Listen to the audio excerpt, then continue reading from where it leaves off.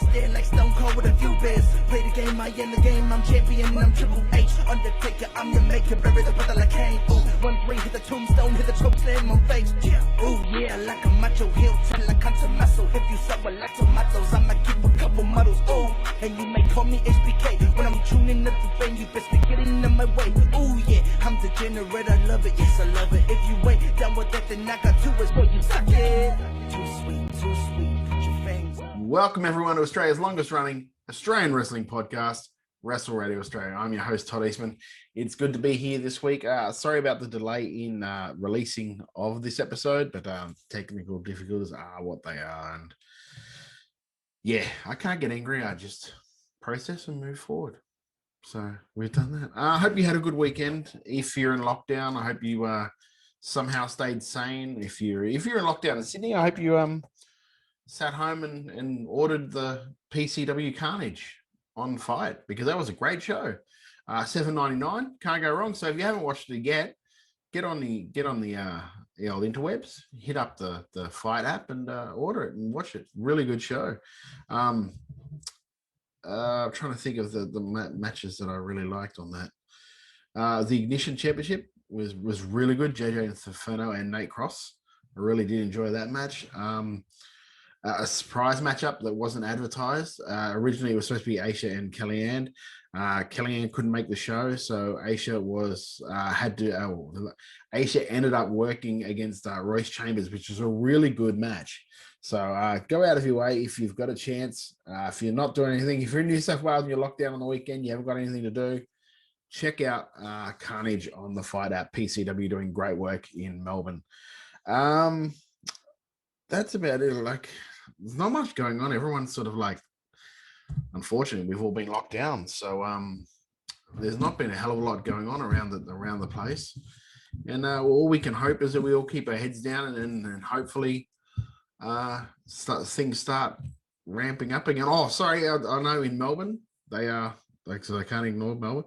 Melbourne are pretty much back and raring to go as of like COVID lockdown sort of thing. So I know there was Mayhem Pro show last weekend as well, and from all reports that was a good show. So congratulations to those guys. Yeah, hopefully I actually can't wait to see that one on YouTube when they put it up. So I'm looking forward to that. This my guest this week is another guest that through no fault of his own and because of the way we are with COVID, is well, it's different to a story where it's just like the COVID lockdown, so we can't have shows. My guest this week is Sebastian Matters, and Sebastian's one of the guys, along with a guy that I manage, Mitch Ryder, and also gotta die because I nearly said his real name, Tim Hayden. Sorry, geez, I'm so sorry, I nearly said you. Those three guys are supposed to be going over to Falé Dojo to be a part of the whole the Falé Dojo New Japan sort of thing to trial. And at the moment, they are stuck in Australia because the bubble, of course, is shut down because there's been lockdown. So New Zealand, of course, will shut down that little travel bubble at any drop of the hat. And it's no fault of theirs, no fault of the boys. But unfortunately, they are still stuck in. At time of recording this was recorded, I think it was it'll be 2 weeks ago this Saturday. So 2 weeks ago this Saturday? No, 3 weeks. Oh, geez, 3 weeks ago this Saturday. No, 2 weeks. I don't know why I'm doing this argument online, but here we go. It was recorded a couple of weeks ago. So that was before there was any lockdowns, before there was anything sort of that going on.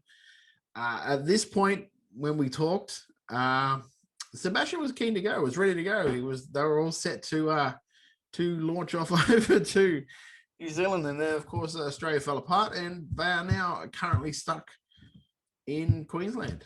Luckily, they are still doing a little bit of their training, what they can do at 3 Count Academy. So thank you to those guys for helping the boys out and letting them use the facilities to do as much of their training as they can do in Australia, far from the actual Falé Dojo. So we talked to him all about that and a whole lot of other stuff. And because I've had Seb on before, and unfortunately, I had him on with another guest, Zig Andino, so we couldn't really delve into Seb's story so as much as we could. But Seb actually started didn't start, but started to be a young boy in the actual New Japan system, and found it really hard, and had some issues, so he ended up coming home from that. So we talk a lot about that and how he got around it, and the difficulties he had being that in that role in young boy, and how different it is by doing the training at the Falé Dojo. So we talk all about that. I don't want to keep talking because it's just ruin what I've talked about in the episode. This is a different one though, because we did this episode in person, because he was at a show I was at. So we sat down for half an hour and had a chat, and you'll see that right after this on Wrestle Radio Australia. I think I need to shout out Wrestler Merch here, because I think that's such a sick idea. Like, everyone's talking about like the growth of the Australian scene and, you know, all that. That if Australia ever gets to like a point that like the UK ever was, like, I think people need to look back and go, man, that Wrestler Merch, like, they helped a lot, because they do all the work. Send us your designs, Adam. Here's me designs. We'll print it. We'll ship it off. We'll do everything. And then, you know, at the start of the month, here's some money for the amount of shirts you sold. Like, it's so good. It's the best. Yeah. So that's professional. Just sink that in. So I sink it in. See what I did there? God, you are so ahead of it. Just like, I wouldn't even think of that. Well, there you go. See, I watch a lot of YouTube, you know. Yeah, right. Plug. Sebastian Matters, how are you, mate? Sorry. I'm fantastic. How are you? I'm good, sir. You've, because we all know up here in Victoria? Victoria, Up here in Victoria. Of course. Up here in Queensland, it's been very slow to kick up and kick back in. Yeah. So, how have you found it? I know you've been sort of working most places that you can up here. Is it hard aside from like working at, like training at 3 count? Is it hard to get your reps in?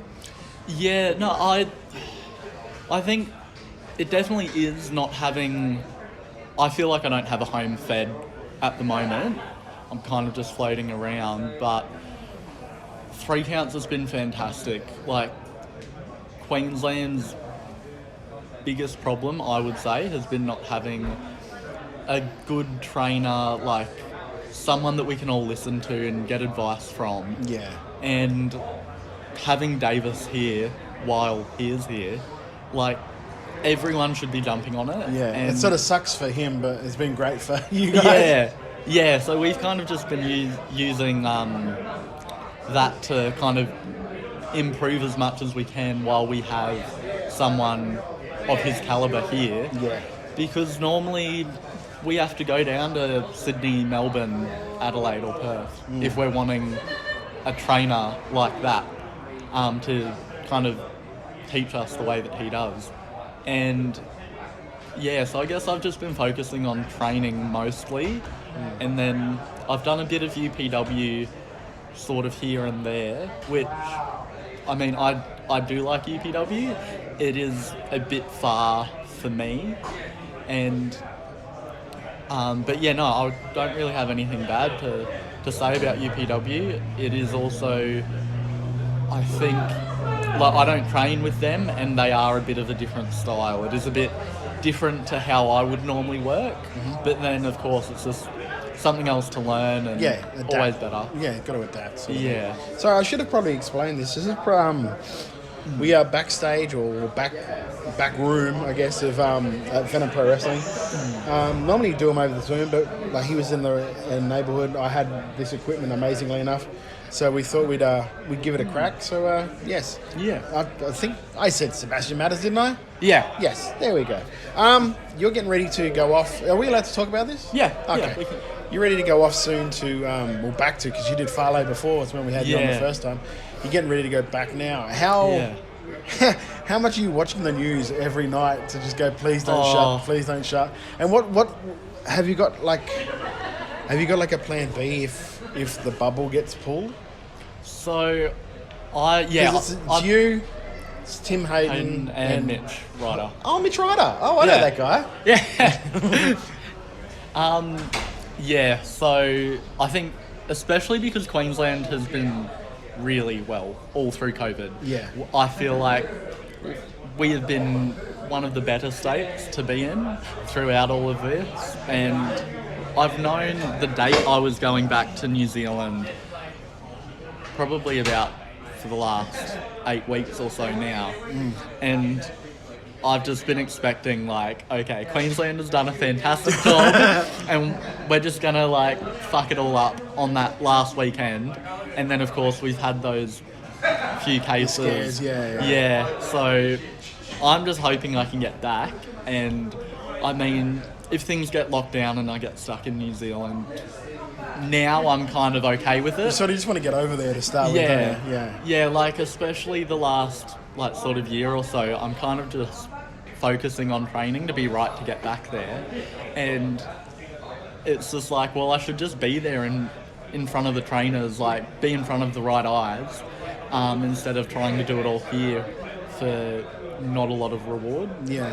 But, yeah, I think rushing back last time, looking back on it, it was a bit of an overreaction because, I mean, Australia and New Zealand were fine, but it's like, who was going to know? No, but you think about it, it wasn't an overreaction because everything got shut down for. Yeah. So you weren't overreacting at all. Yeah. Here comes our first cameo. What are you doing? What did you get? Oh. It's the first and last time he's on the show. Yeah, so we'll just cut that one out, won't we? Yeah. But no, you guys did the right thing coming home because like no one knew how long this place was going to get shut down for. Yeah. And I think they were shut down for like a month or something. Yeah. So it was like you wouldn't have had anything you would have been stuck, no income, no all of that sort of thing. Yeah. So here we go. Yes, Wayne. Hello, Wayne. How you going? I'm good. How are you? You're going to get this a lot, by the way, because this is what happens backstage at a show. So Especially when I didn't say hello to everybody. Yeah, I pretty much just came straight here. Yeah, broke all the rules. Yeah. Going in. Are you taking the microphone off me when you come No, out? Tim's going to give it to you. I mean, Tim might give it to you. Oh, no.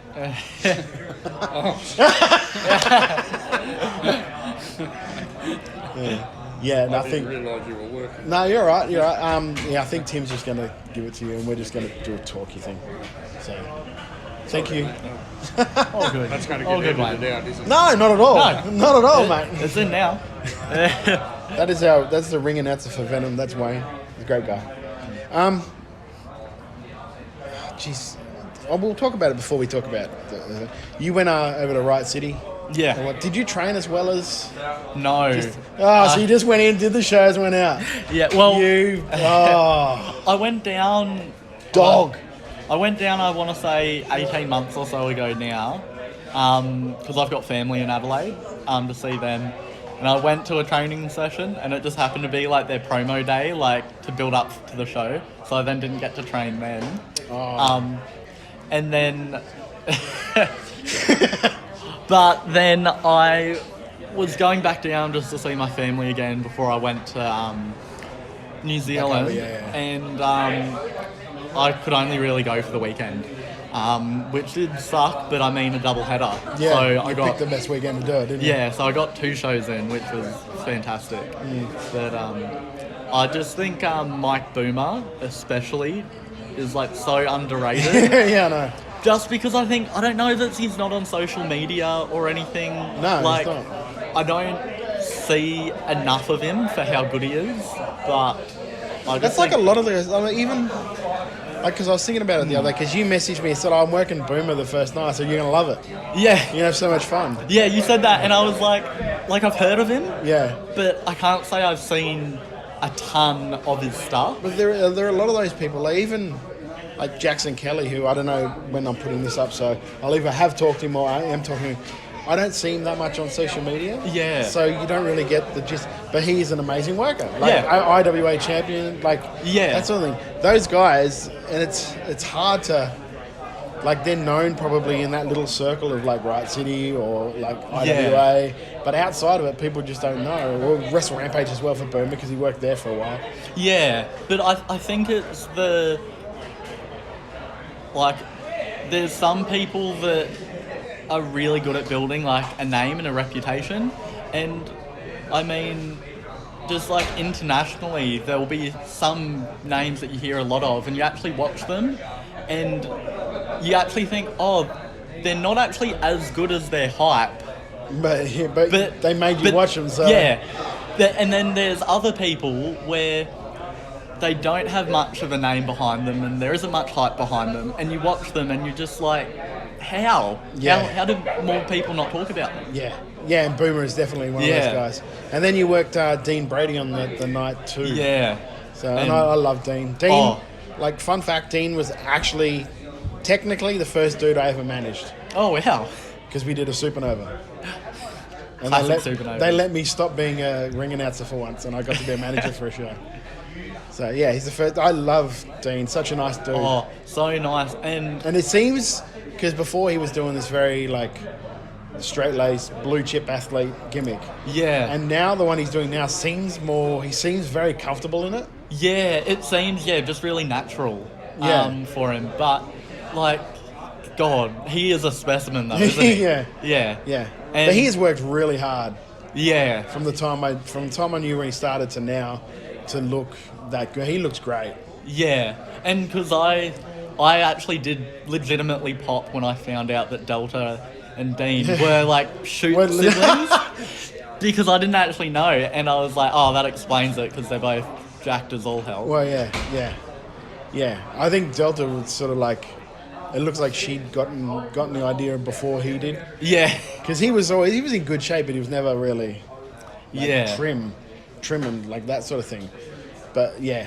And then this weekend that Delta and Lily? Yeah.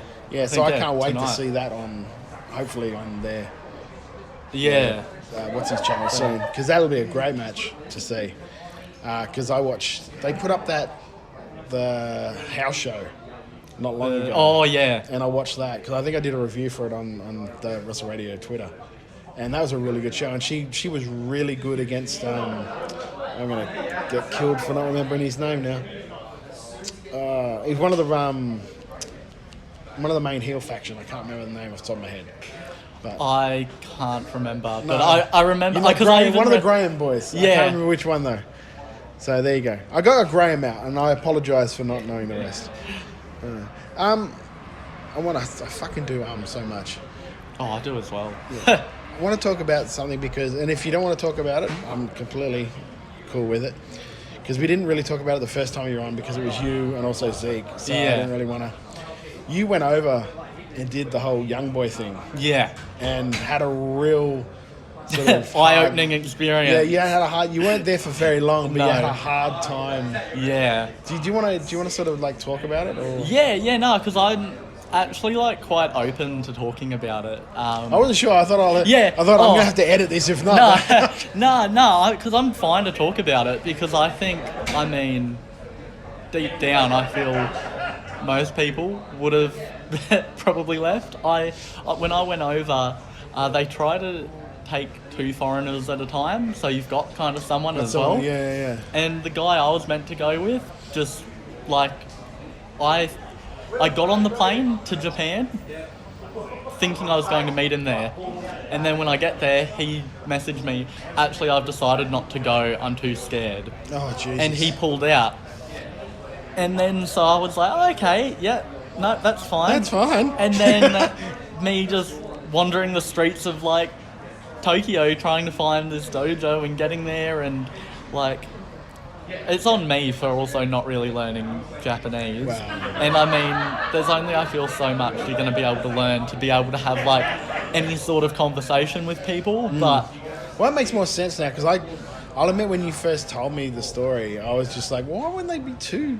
At least have someone else there that that was the plan. Yeah. But then he didn't come, and then it was like they didn't have at the time any other like foreigners that they had their eye on ready to go. Yeah. And then so it was kind of just like, oh well, there you go. Like, so try and slog it out. So explain for the people at home what the sort of the day was as a young boy. Yeah. Because it is very like here comes Tim. Here it's very much an isolation thing.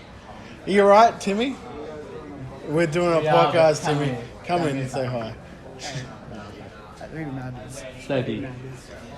Oh, for fuck's sake. And this is where I edit everything that happened. Everything is getting edited now. Everything edited. Hi. My name's I Jeff. love your stuff. My name's Jeff. He's a beautiful boy. He's a beautiful boy. Timmy's a beautiful boy. It matters. It matters.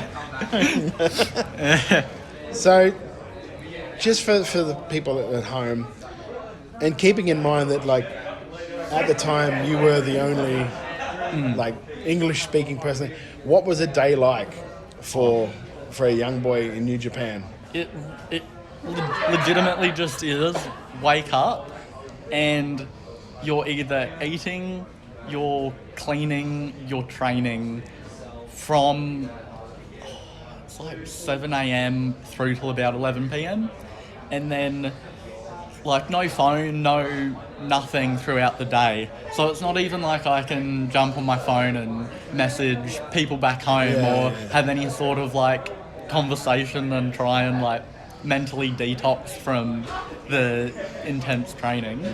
And then if like gets to 11 o'clock, you go to your room, you finally get to speak to people and that's all you then want to do, but you've got like 8 hours until you got to be up doing it all again. Yeah. And then it's like, yeah, all throughout the day, it's not like you've got people to really be talking to, bouncing off. And because then when I was doing my training as well, I was doing it just on my own. So that's even more intimidating. So you weren't training in a group? No. What, do they all not train in a group? Or was there like a group of Japanese workers and you training on your own? Or I was the only like entry-level young lion. So all the other young lions there at the time had been doing shows and stuff. They were like senior young lions. So like teenage lions. Yeah. But so they kind of weren't doing the same stuff as me. And yeah, so because of that, training would just be like just me. And whether that's doing like 1,000 squats while someone watches you and then say do like 100 back bumps just one after the other, like that's what you got to do. And I think just not having someone else there going through it with you makes it really difficult. Yeah. And like even if they did, if you had like a group of people going through with you and none of them spoke English, you wouldn't have been able to really... Yeah. So I feel like in one way it really did suck that I did leave. And even like now I look back thinking like why did you leave? You should have just slogged it out. We had a lot of talks about that. Yeah. And to be perfectly honest, when I first heard it, I was so mad at you. Yeah. I think I told you this. Like I still know so so many you. people who like unfriended me on Facebook and like unfollowed me and all of that. But I was just like, what a fucking idiot. It's the biggest, why would you just do it? And then when I think we caught up at one of these sort of shows, it was at the Bowls Club. Yeah. And then you told me the full story. I'm like, well, I feel like a piece of shit now. Yeah. I probably would have left as well. Yeah. Well, and I've had a few guys that I think the funniest thing is the people that sling the most shit on me for it, I feel deep down are guys that wouldn't even get 3 months in at Falé Dojo. They'd never get the invite to Japan. They'd probably never have those sort of eyes on them.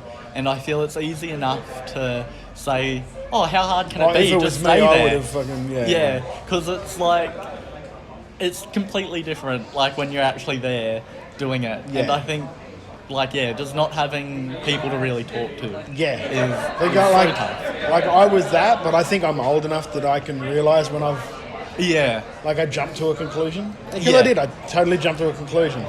But it was just so that would have just been mentally just like a complete mind, almost like I don't want to equate it to jail, but almost like a jail. You're getting up and you're doing all your stuff, and then you go and do this. You're going to make the food for the older guys and all of that sort of stuff. Then you're to bed. Then you're up and doing the same shit every day. You're not talking to anyone. That's got to have like some sort of a mental toll. Yeah, and I think if you just have one other person going through it with you, you guys can still be bouncing off of each other and kind of try to stay positive. Well, you but- have someone else to talk to. Yeah. You need, I think, as much as we think, oh, thank God I got some alone time. Yeah. You need that Yeah. interpersonal contact. And across the time that I was there, I had the only like English like fluent speaker that I spoke to was Jay White. Came past and probably got like a good half an hour chat with him. And other than that, like that was it. You weren't like a motor mouth where you hadn't had to talk to anyone. Yeah. Oh, if anything, I didn't want to talk because I was like, I haven't spoken in like a week. Like, can I still remember how to speak? You're talking in like broken English. Yeah. Like me tired. Yeah. Not well. Yeah.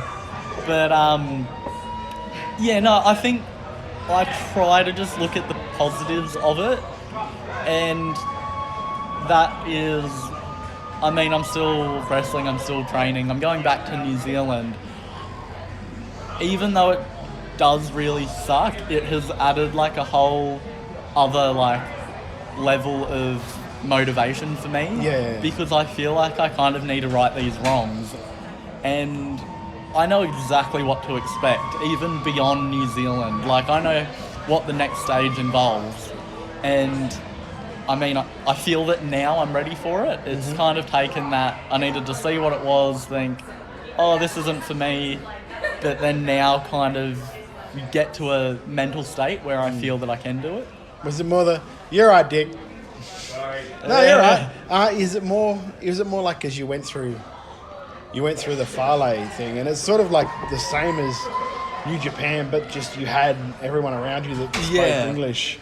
We're like, oh shit, I can actually do this. This is what I was. I think the big thing is, I know training wise, I can push myself enough like for that young lion sort of level. I know that intensity that they train, and I know I can do it.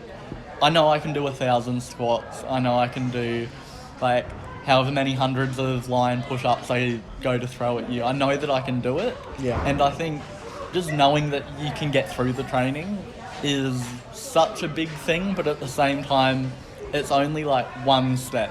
Like physically being able to do, like get through training, you also need to then just mentally be able to calm down after it and the rest of the day still kind of be okay.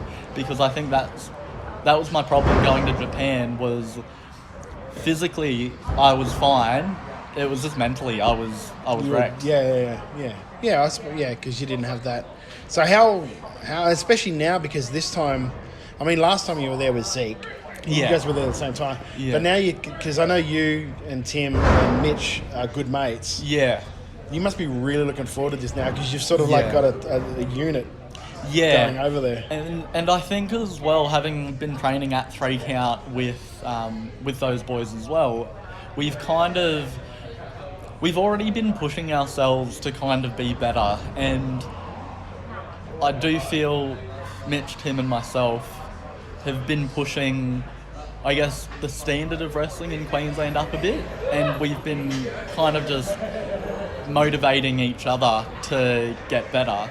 And now that we're all going off together, I think it'll be fantastic, especially for Mitch and Tim when they haven't done this sort of training, to go over with a group of guys. You're just gonna be like, I told you. Yeah, because I mean, the first time I went to New Zealand, Johnny Skyfall was there, but I didn't meet him until I was there. Which is weird, because you're all up here and you sort of you maybe worked the same shows, I'm not sure. Because it was like I was doing mainly Venom, he was doing AWA, but we hadn't met, so like we became friends, but I mean at the same time, you become friends with everyone when you're kind of living together and training together and kind of having to push each other. And he really guts it out too, because didn't he injure himself? Yeah, he had done his wrist, and he could barely even hold himself up for a push-up, let alone actually be doing them. And because I know with Mitch, when Mitch hurt his shoulder against Davis, he was just like, I don't know what I'm going to do about New Zealand. I was like, well, Johnny was over there, couldn't barely do anything. He still went over there until he was right to go, and then kept going. He said, just go. Yeah. Yeah, because all you have to do is just go and like do what you can. It's all about showing heart, and I mean the biggest thing that you can do is just be there and show up every day. Yeah. Especially for 3 months, it shows at least some sort of dedication, just showing up every day. Yeah. Where are we at? We're about 25 minutes in, mate. We did all right. Yeah. I'd normally like to talk about more, but since we're sort of thinking, I've got a match in like 3 matches. I can hear the first match. I can hear bumps started. and stuff, and now I'm like, I kind of want to be seeing what's going on. But before we do, how much is like those experiences when you came? Because I noticed when you came back from Falé and when you started working back here again, you had a lot more confidence. Yeah. Is that like? Do you feel a lot more confident now when you're working, or? Yeah, I think it's just you feel like you do the top training that really any wrestler in the world is doing really is the Young Lions sort of program. And I mean, fitness is such a big part of wrestling. Like, to be able to kind of keep going and to know that, like, you can have a good sort of 4 or 5 minute opening sequence with a lot of running and stuff, and like you won't be gassed, you're kind of just feeling good. You kind of do just have that confidence that like you can just go. And then of course when you come back and you get told 8 to 10, but your conditioning, like you feel like you could easily go 20, and then you kind of just cram in everything into an 8 to 10. I think just the gas tank being so big and the mental toughness that you get from just slogging out that sort of training, you do feel confident, and you do kind of feel like you're one of the best wrestlers, like especially like in Queensland when you come back, because you kind of are. If you're doing all that training, dedicating yourself to it, you kind of just can really truthfully within yourself say that you're putting in everything you can, and you're as prepared as you can be, and you're just doing everything that you can to be good. So hopefully that translates to you being good. Well, mate, I want to wish you all the best going over there, and I can't wait for you guys to get back, but I kind of hope you don't come back. It's sort of like especially knowing all the exciting things on the horizon coming up. It's one of those, I really want to be here, but at the same time, I mean, I just need to be selfish for myself and focus on my career and doing what's best for me, because, I mean, Queensland's always going to be here. That's right. And I'm too old to go anywhere else. So. For people at home that want to follow you, how do they get your socials and all that? Because you're allowed a little bit more time on socials when you're in. Especially because I just love social media. I live on it. Especially Instagram. I'm at Sebastian Matters, and then my Twitter, which I barely use, I think is Seb Matters. Do you have a wrestle match page? I do, but I think it's actually about to expire, and I don't know if it's worth renewing, because I've only ever had one shirt design. I'm super lazy with that. Well, you know. But I mean, it's an iconic design. But I mean, if my wrestler merch store is still up, check it out, or just check out everyone else on it. And just people should support all the wrestlers, I think. Not just me. People should support all the wrestlers. Not just me, everyone else. They can support other people. All right, well, Sebby, mate, thank you so much for coming on and doing this. And this is the first one we've done. Funny, you're I think I told you before off air, this dude's my first for most of my stuff. It's the first one I did that I put on YouTube, and now the first one I've done in a live sort of one-on-one setting. So thanks, mate, and hopefully it turns out okay. Well, who knows? If no one ever sees this, then this is all a moot point. But thank you so much, and best of luck on your trips, mate. Thank you. Thanks for having me. So there you go. That was our chat with Sebastian Matters. First one I've done live in person, which was fun. So it's a different vibe to what I'm usually sitting here in the sort of the studio talking to someone over the internet, and it's a different vibe when you're next to the guy, and you got a little glimpse of sort of what it can be like backstage at a wrestling show with people constantly walking up and that sort of stuff. And that's the thing we deal with, and that's fine. Added a little bit of different vibe to the show, which is pretty good as well. If you haven't already though, guys, make sure, follow Seb on all his socials. Follow their adventures. Hopefully they get over to New Zealand sooner. They can resume their training at the Falé Dojo, and best of luck to him. He is one of my wrestle kids. I'm not ashamed to admit that. The stuff that him and Xander Sullivan did with the at the time the PWL AWA open weight championship up here in Queensland, they did a 3-match series, which is really good, and you can actually find that on YouTube if you want. The 3-match series that they did was some of my proudest stuff that I've been involved with from a booking and agency sort of aspect. So Seb's one of my boys, and I'm very proud of what he's done. I'm very proud of what he's continuing to do in Queensland wrestling. If you haven't already, guys, make sure you subscribe to WRA. It's free. You can do it on YouTube, Apple Podcasts, Spotify, Stitcher, anywhere you get your podcasts from. If you're on YouTube, hit the subscribe, hit the notifications, hit the little bell thingy to let you know every time an episode is up and ready to be watched. If you do stop by Apple Podcasts, give us a 5-star rating and review. Helps us get inside more ears. Share the show and spread the word about professional wrestling in this country like we do every week right here at Wrestle Radio Australia. You can like us on Facebook. We're at Wrestle Radio Australia on there, and on Twitter and Instagram at Wrestle Radio AU, and I am personally at Beast Eastman on Twitter. So go and follow me there. If you want to support the local industry, many ways you can do it. Hit up, find out what your favorite local promotion is.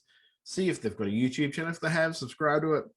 If they're on a fight app, if they've got their own streaming service and you can afford it, go and support them. PCW just did Carnage this past weekend. It was $7.99 on the fight app. Well worth it. Great production qualities. Great show. Highly recommend going to see that. I know Mayhem Pro had their show this past weekend. That will be up soon, hopefully, on YouTube. When it is, go and check that out. Some good stuff on there. Some young guys making debuts on that show from what I overheard, and they did really well. So all bodes well with the future in professional wrestling in Australia. You can support the wrestlers themselves, sort of like individually. Wrestler merch is the way to go with that one. WrestleMerch.com. Plenty of stuff up there from wrestlers from around the country.